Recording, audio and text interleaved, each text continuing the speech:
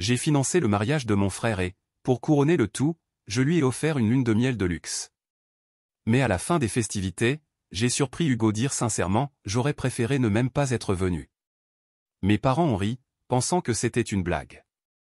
J'ai souri, mais le lendemain, quand il est arrivé à l'aéroport, il a découvert que sa suite de luxe avait été remplacée par une autre expérience qu'il n'oublierait jamais. Je m'appelle Esmer Fernandez, j'ai 30 ans et je travaille comme analyste financier à Barcelone. Mon salaire est bon, mes heures de travail sont longues et la pression est constante. Mon emploi me permet de m'offrir quelques luxes de temps en temps, mais pas pour moi, c'est surtout pour ma famille, en particulier pour mon frère cadet, Hugo.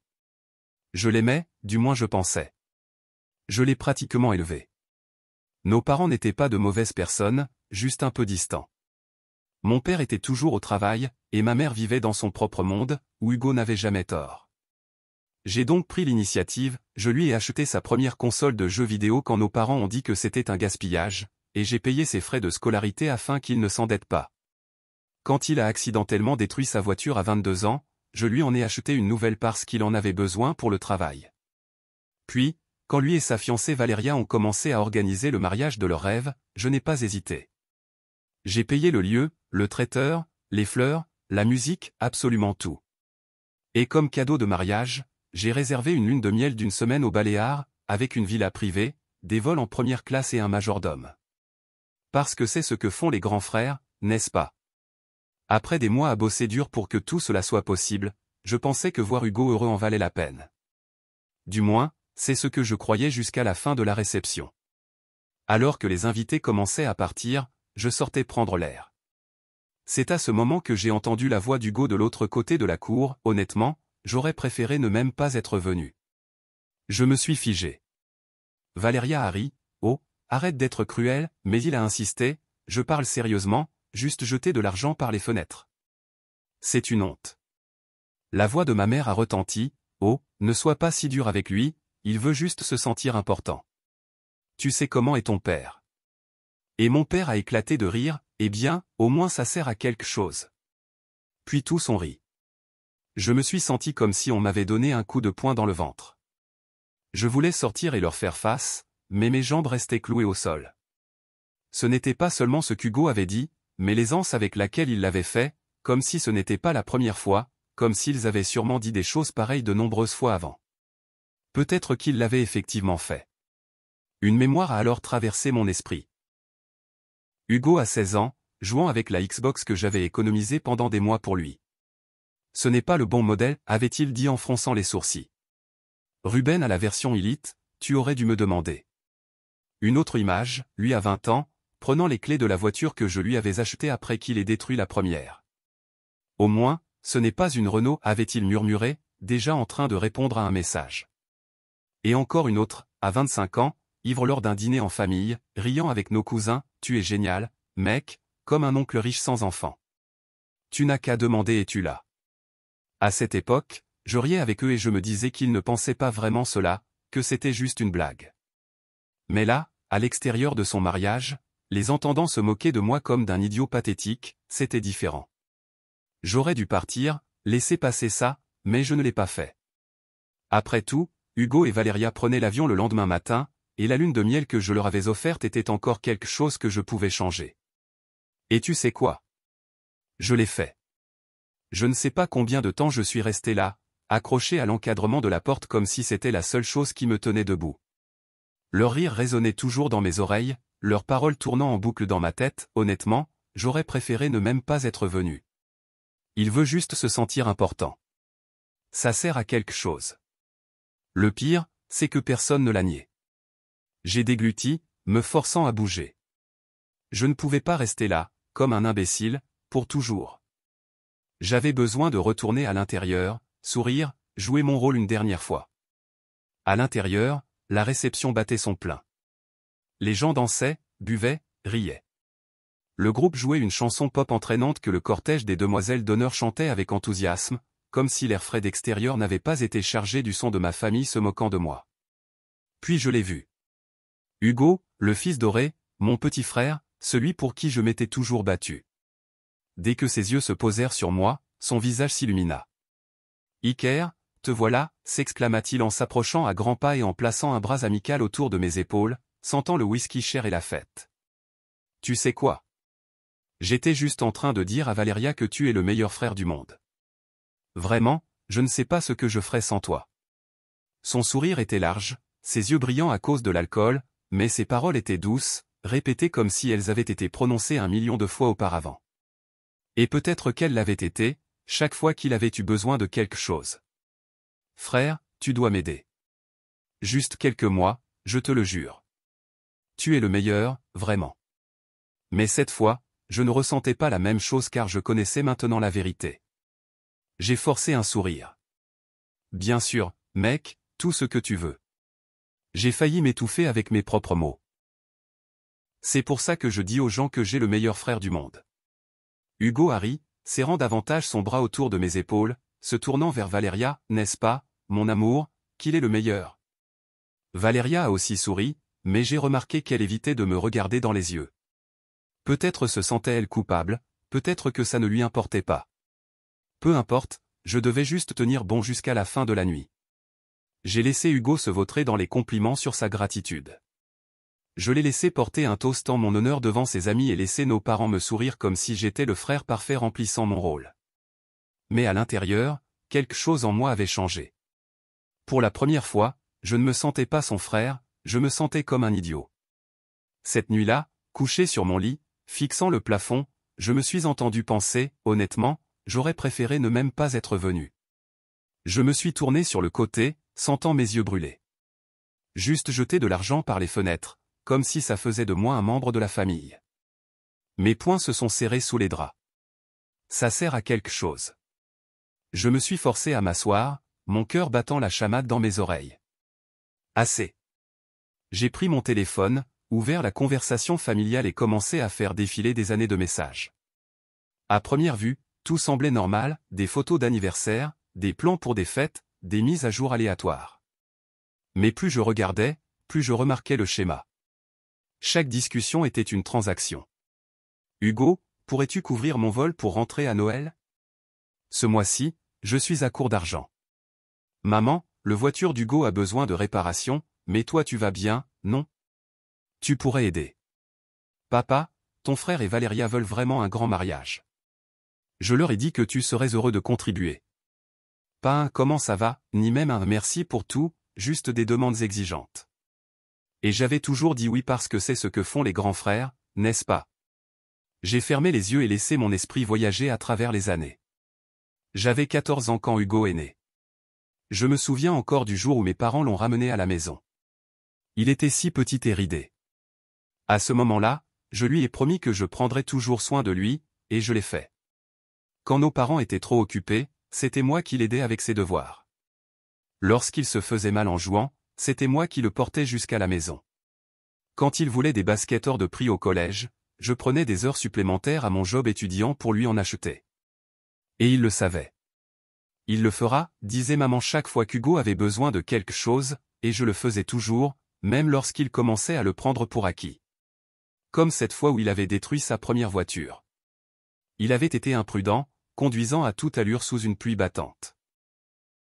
L'indemnisation de l'assurance ne couvrait pas tous les dégâts, et il m'a appelé désespérément, « Frère, tu dois m'aider, je ne peux pas demander à maman et papa, sinon papa me tue. » Alors, je lui ai acheté une autre voiture, une occasion mais encore fiable. Sa réponse? Au moins, ce n'est pas une Renault. Je devrais être en colère, mais je n'ai pas pu m'empêcher de rire, me persuadant qu'il était juste gêné et qu'au fond, il m'appréciait. Puis, il y a eu le moment où il avait besoin d'argent pour un dépôt sur un appartement. Frère, je te jure que je te le rembourserai, juste quelques mois, je te promets. C'était il y a 4 ans, et je n'ai jamais vu un centime. Je l'avais laissé passer parce que c'est ce que font les grands frères. Mais le mariage, ça devait être différent. Ce n'était pas un simple service de dernière minute, c'était moi qui lui offrais le mariage de ses rêves, quelque chose qui aurait été inaccessible pour Hugo et Valeria. J'avais bossé des heures supplémentaires, refusé des vacances, tout fait pour leur assurer une journée parfaite. Et pourtant, ce n'était pas suffisant pour eux. Je n'étais pas un membre de la famille, j'étais juste un portefeuille vivant. Et pour la première fois, je le voyais tel qu'il était vraiment. Je regardais l'heure, 3h42 du matin. Le vol de Hugo et Valéria partait dans 6 heures. J'ouvris mon ordinateur portable. Si j'étais juste un portefeuille pour eux, il était temps de fermer le compte. Je me suis assis seul dans mon appartement, éclairé par la lumière bleutée de l'écran. Les détails de la réservation étaient juste devant moi, le curseur clignotant sur le bouton à modifier. Les vols de Hugo et Valéria restaient inchangés. Je voulais les voir descendre de l'avion, s'attendant au paradis, puis être frappé par la réalité. Le lendemain matin, alors que je me dirigeais vers l'aéroport de Barcelone-El Prat sous prétexte de leur faire mes adieux, Valéria m'accueillit avec un sourire un peu trop mielleux, tandis qu'Hugo me tapota dans le dos. « Mec, je n'arrive toujours pas à croire que tu aies fait ça, dit-il en secouant la tête. Le meilleur cadeau de mariage de tous les temps, tu es une légende, frère. Valéria se pencha avec une expression arrogante, je disais à Hugo qu'il avait de la chance d'avoir un frère aussi généreux. Pas tout le monde ferait ça. Je souris, vous méritez le meilleur. Je n'avais aucune idée de ce qui allait suivre. Alors que nous marchions vers la zone de sécurité, Hugo revenait sur à quel point le complexe hôtelier allait être incroyable. As-tu vu les photos? Cette piscine à débordement et la villa, mec, juste au-dessus de l'eau. Ça va être fou. Valéria lui donna un coup de coude avec un sourire, j'espère juste qu'on aura un bon majordome. Mon amie Natalia m'a dit que le personnel fait toute la différence. Oh, je suis sûr que ça sera inoubliable. Je les ai pris tous les deux dans mes bras et les ai regardés disparaître derrière le contrôle de sécurité. Dès qu'ils eurent disparu de ma vue, je me retournai et sortis de l'aéroport. Je savais que mon téléphone allait bientôt sonner. Le choc de la réalité frappa au milieu de mon dîner lorsque je reçus le premier message de Hugo, « C'est quoi ce désastre ?» Je souris et pris une autre bouchée de mon steak. Où est la villa? Pourquoi sommes-nous dans une sorte d'auberge de plage? Il n'y a pas de climatisation. Je laissai la réponse sans réponse pendant quelques minutes avant de prendre mon téléphone. Puis, un autre message arriva. Valéria, Iker, il doit y avoir une erreur, le réceptionniste a dit que c'était notre réservation. Il y a d'autres personnes dans la cabane à côté, je peux entendre leur ronflement. Je laissai le téléphone sur la table et m'allongeai, imaginant la scène. Hugo, là, dans ses vêtements de vacances chics, la sueur perlant sur son front, réalisant qu'il n'y avait pas de majordome ni de champagne d'accueil, juste une vieille cabane en bois avec un ventilateur qui à peine fonctionnait. Valéria, absolument horrifiée, serrant son sac à main de créateur, essayant de comprendre qu'elle allait devoir prendre une douche d'eau froide et salée, et dormir sur un lit en bambou avec un matelas fin. Je m'imaginais son regard, observant les autres clients, des voyageurs au budget réduit, des couples dans la quarantaine en short et tongs, riant de l'idée même de vivre une expérience rustique. Ce n'était pas du tout la lune de miel de luxe qu'elle avait imaginée. Hugo, frère, tu plaisantes? Appelle l'hôtel, arrange ça. Je pris une gorgée de mon vin, mis mon téléphone sur silencieux et savourai le meilleur repas que j'avais eu depuis des semaines. Il riait de moi, et maintenant c'était à mon tour. Le lendemain matin, une explosion de messages. Je me réveillais avec 13 appels manqués. Hugo, Valéria, même ma mère. Le chat de famille ressemblait à un champ de bataille. Hugo, appelle-moi maintenant. Valéria, qu'est-ce que tu as fait? Maman, Iker, peu importe ce qui s'est passé avec la lune de miel de ton frère, tu dois arranger ça, c'est inacceptable. Et mon père, ton frère ne cesse de m'appeler, règle ce désastre. Je m'étirai, bâillant, me sentant plus reposé que je ne l'avais été depuis des années. Juste avant que je ne pose mon téléphone, un message vidéo de Hugo entra. Je l'ouvris. L'écran montra une vidéo instable et mal éclairée, la caméra passant entre Valéria, prête à craquer, et Hugo, semblant prêt à tuer quelqu'un. Je n'arrive pas à croire ça, hurla Valéria, sa voix aiguë et tremblante. Il y a du sable partout, je ne peux pas dormir, il y a des insectes dans les toilettes. Hugo, arrange ça. Hugo tourna la caméra vers son visage en sueur et brûlé par le soleil. Iker, appelle-moi tout de suite, tu as intérêt à avoir une bonne explication. La vidéo se coupa. Je n'ai pas pu m'empêcher de rire si fort que j'ai failli tomber du lit. C'était mieux que tout ce que j'avais prévu. La sonnette de l'enfer sonna à midi. J'avais décidé que je les avais assez torturés. Je finis par répondre lorsqu'Hugo rappela furieusement, « Quoi? Iker ?» Sa voix était remplie d'une rage pure. « Où est notre suite de lune de miel? Où est le majordome? Pourquoi sommes-nous coincés ici dans cet endroit? Je pris une grande inspiration, gardant un ton calme. Oh, je pensais que tu voulais l'expérience authentique. Silence. La voix de Valeria s'éleva en arrière-plan, ce n'est pas drôle, Iker, nous dormons sur ce qui est à peu près une planche de bois. Le restaurant, c'est une cabane sur la plage, j'ai dû manger du poisson grillé dans une assiette en papier. Tu sais à quel point c'est humiliant? Je souris. Humiliant? Ou veux-tu dire que je jette juste de l'argent, comme si cela faisait de moi un membre de la famille? Oh, au moins ça sert à quelque chose. Silence. Oui, continue, je t'écoute. J'ai pu entendre Hugo, maman, papa. Pour vous, je n'étais qu'un idiot utile, n'est-ce pas? Hugo exhala brusquement, frère, allez, c'était juste une blague. Tu sais qu'on ne le pensait pas vraiment. J'ai failli rire à nouveau. Bien sûr, Hugo, tout comme ça n'était qu'une blague. Valeria grogna, bon, tu as fait ton point, maintenant arrange ça. Je laissai échapper un soupir exagéré. J'aimerais bien aider, mais bon, mon argent est juste là pour me faire sentir important, vous vous souvenez? Je ne voudrais pas nous faire honte. Hugo cria de frustration et la communication se coupa. Je me laissai tomber en arrière, soufflant. Ça faisait du bien, vraiment du bien.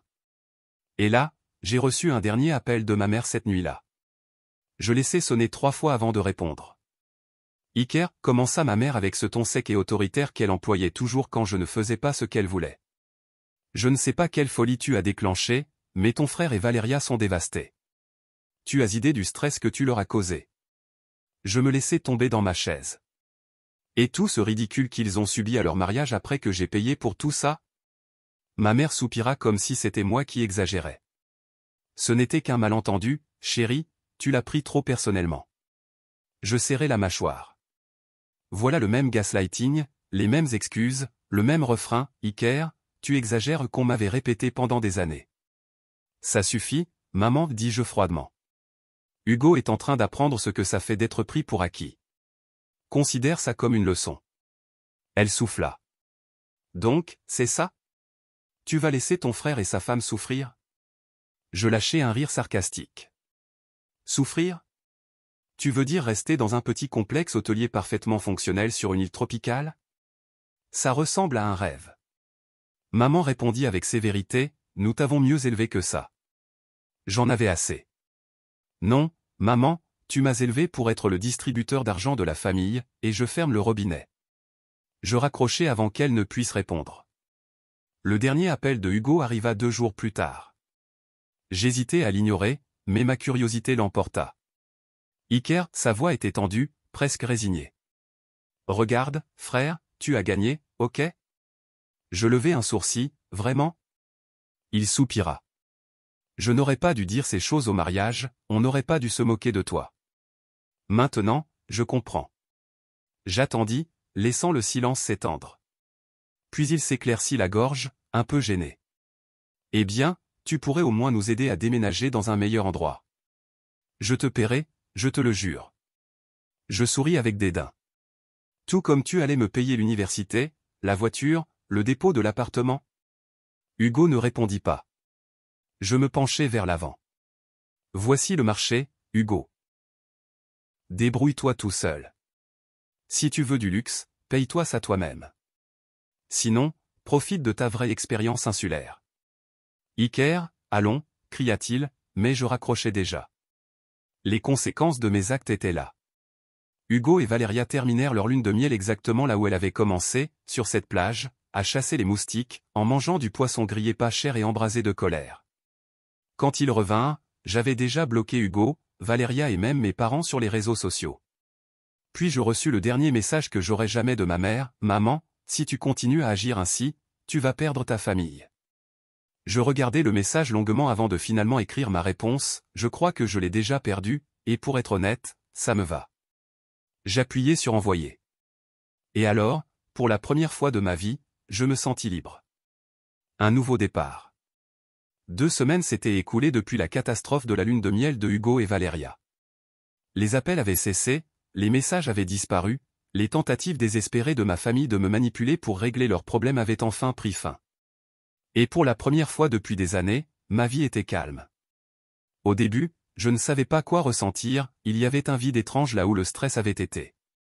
Plus de messages nocturnes de Hugo demandant de l'argent, plus d'insinuations passives-agressives de maman tentant de me culpabiliser. Juste le silence. Mais bientôt je réalisais que ce vide n'était pas de la solitude, mais de la paix. Je réservais des vacances pour moi, des vraies vacances, pas un sacrifice, pas un cadeau pour quelqu'un d'autre, mais quelque chose que je voulais juste pour moi.